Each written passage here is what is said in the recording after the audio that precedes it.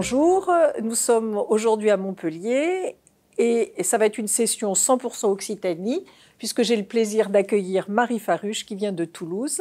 Nous allons vous présenter l'anatomie et l'échographie des parois du tronc. Marie s'occupera de vous présenter les parties postérieures du tronc et pour ma part, je vous présenterai l'imagerie de la paroi thoracique et abdominale antérieure. Catherine, merci de m'accueillir.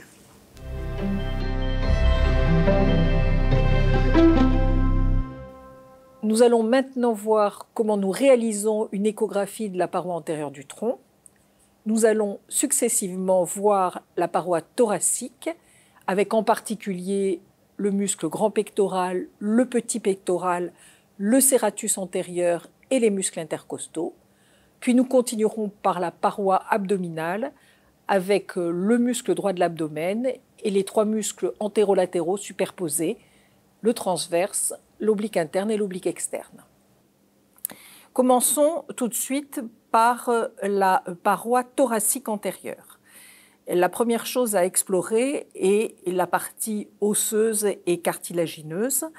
Et le grille costal est composé de 12 côtes, comme vous le savez, les 5 premières côtes étant directement liées par leur cartilage jusqu'au sternum, les 5 côtes suivantes étant reliées aux côtes surjacentes par l'intermédiaire de leur cartilage, et puis les 2 dernières côtes correspondant aux côtes flottantes, non reliées au sternum. En échographie, on peut également voir, comme sur cette coupe sagittale de scanner, à la fois les surfaces osseuses, mais également les interlignes cartilagineuses séparant les 3 portions du sternum, ainsi que l'appendice xiphoïde, qui est souvent cartilagineuse et non visible en radiographie ou au scanner. Commençons par les muscles les plus profonds, qui sont les muscles intercostaux. Ils sont constitués de 3 muscles. La partie la plus profonde correspondant aux muscles intimes, qui correspondent donc aux muscles qui sont directement posés sur les poumons. Et en superficie, on va visualiser les muscles intercostaux internes, puis les muscles intercostaux externes, dont les fibres musculaires sont dans des plans différents, permettant ainsi d'abaisser et de relever l'ensemble du grille costal. Le muscle petit pectoral est un muscle triangulaire à large base qui prend son origine sur les 3e, 4e et 5e côtes dans leur partie antérieure juste avant le cartilage. Il s'étend ensuite vers le haut et latéralement pour venir s'insérer sur l'apophyse coracoïde dans sa portion médiale. Le muscle le plus important de la paroi thoracique antérieure est le muscle grand pectoral. Il a une origine très large, à la fois sur le tiers médial de la clavicule, mais également largement sur l'ensemble du sternum, puis une partie basse qui vient au niveau des 10e et 11e côtes. On en distingue donc 3 portions. Une portion claviculaire supérieure, une portion sternale supérieure et une portion sternale inférieure qui occupe la partie inférieure du sternum et la partie costale.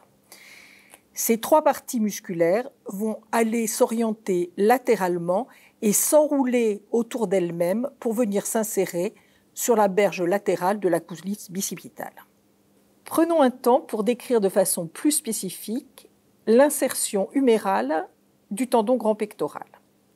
En fait, il existe un tendon important qui est en forme de U, dont la base est inférieure, et qui représente le faisceau sternal supérieur en devant et le faisceau sternal inférieur en dessous.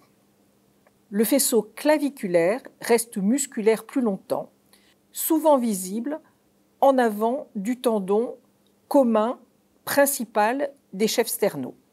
Ce chef claviculaire a un rapport très étroit avec le deltoïde et on retrouve cette forme de V ou de U entre le deltoïde et le chef claviculaire, nommé souvent le tendon deltopectoral. Certains décrivent ce tendon deltopectoral comme différent du tendon principal du chef sternal, venant passer en avant de celui-ci et s'insérer avec le deltoïde plus bas sur la partie antérolatérale de l'humérus. Il est possible en échographie de repérer le nerf pectoral médial et latéral qui court à la surface du petit pectoral et vient aller innerver le grand pectoral et le petit pectoral. Le dernier muscle de la paroi thoracique est le serratus antérieur. Ce serratus antérieur va prendre naissance sur le bord spinal de la scapula et venir par de larges digitations s'insérer sur les différentes côtes de C1 à C12. C'est lui qui va former la face profonde juste en devant des côtes sur la partie latérale du thorax. Il est possible en échographie de voir le nerf thoracique long à partir de la portion sous-claviculaire et qui vient s'étendre en surface du serratus antérieur. Alors, commençons maintenant l'exploration pratique en échographie et on va commencer par la paroi thoracique antérieure. Alors, la paroi thoracique antérieure, l'exploration commence par l'exploration de la cage thoracique. Et si l'on fait une coupe sagittale, on voit évidemment la structure osseuse du sternum avec la jonction entre le manubrium sternal et le corps du sternum et plus bas, le corps du sternum jusqu'à l'appendice xiphoïde. Et vous voyez que dans ce cas, l'appendice xiphoïde, il y a une grosse partie qui est cartilagineuse. Si on se met latéralement,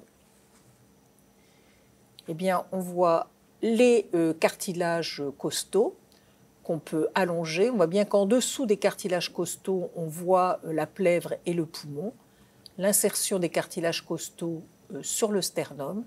Et puis, si on continue le cartilage costal latéralement, eh bien, on va voir la portion entre le cartilage costal et la côte avec la visibilité unique de la corticale supérieure et bien sûr en dessous on ne voit plus le poumon.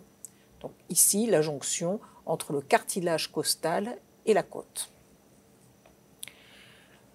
Le grand muscle superficiel qui va occuper la majeure partie de la paroi thoracique antérieure, c'est le grand pectoral, donc commençons par lui.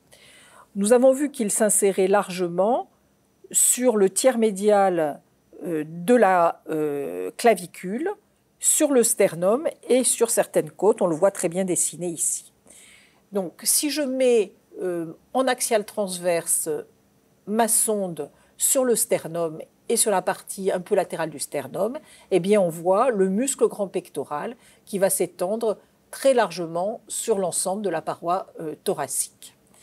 Si je fais un plan sagittal, paramédiane, vers le haut, on voit la partie claviculaire avec le faisceau claviculaire. Et là, on voit très bien la différence entre le faisceau claviculaire et le faisceau sternal du grand pectoral. On peut donc descendre ce grand pectoral. On peut donc, en sagittal, aller voir le grand pectoral sur son entièreté. Et on va voir qu'à la partie basse, eh bien, il va être rattrapé par des muscles de la paroi abdominale. Ici, donc, l'ensemble du grand pectoral. Explorons maintenant la partie la plus latérale du grand pectoral. Pour bien explorer l'insertion latérale du grand pectoral, on va demander au patient de se mettre en abduction, ce qui permet de bien visualiser la partie latérale et le tendon du grand pectoral qui va venir s'insérer sur la partie latérale de la coulisse bicipitale. Alors on va aller dans le plan axial transverse du grand pectoral. Vous voyez ici le grand muscle superficiel du grand pectoral. Et puis on va aller jusqu'à l'humérus. J'en mets un petit peu de... Et ici, on visualise le grand tendon du grand pectoral avec directement sous-jacent, plaqué contre l'humérus, la longue portion du biceps. Vous voyez qu'en superficie, on visualise plusieurs choses. on visualise en fait deux muscles séparés par une structure hyperéchogène qui correspond au tendon deltopectoral. On a en dehors le deltoïde et en dedans la portion claviculaire du grand pectoral. Et à la superficie du tendon principal du grand pectoral, on va venir voir converger en une forme de V ou de U les deux tendons de la partie claviculaire du grand pectoral et le tendon du deltoïde qui vont venir en surface être collés sur le tendon du grand pectoral et on voit qu'ils continuent plus largement vers le bas pour venir s'insérer avec l'insertion du deltoïde de façon plus distale. Reprenons un peu l'arrivée de ce tendon grand pectoral et on voit ici des faisceaux intramusculaires correspondant aux deux lames du grand pectoral, la lame superficielle et la lame profonde, qui correspondent l'une, la lame superficielle, à la portion la plus supérieure du faisceau sternal du grand pectoral, et la lame profonde, qui correspond au faisceau inférieur de la portion sternale du grand pectoral. Elles vont venir converger. En échographie, on ne va pas différencier les deux parties du tendon, quoi qu'il arrive, comme ici, qu'on ait une toute petite structure hypoéchogène qui permet de différencier le faisceau supérieur du faisceau inférieur du grand pectoral. Alors on va continuer maintenant par l'exploration du plan sous-jacent, qui est le petit pectoral. Quand on pose la sonde de façon axiale au-dessus du mamelon, eh bien on va voir en superficie le grand pectoral et en dessous le petit pectoral. Et vous voyez d'ores et déjà un petit paquet vasculo-nerveux qui vient perforer le grand pectoral et qu'on voit parfaitement entre celui-ci et le petit pectoral et qui correspond au nerf pectoral qui va innerver ces deux muscles. Alors le petit pectoral, on l'a vu, il vient s'insérer sur les côtes de C3 à C5 et il va venir, si je remonte vers l'extérieur, s'insérer sur l'apophyse coracoïde. Donc je remonte là mon petit pectoral et vous voyez l'insertion du petit pectoral qui est sur la partie médiale de l'apophyse coracoïde. Si je tourne discrètement ma sonde pour venir longitudinalement, eh bien je vois l'insertion de ce petit pectoral et le trajet de ce muscle vers le bas qui va venir s'insérer sur les côtes.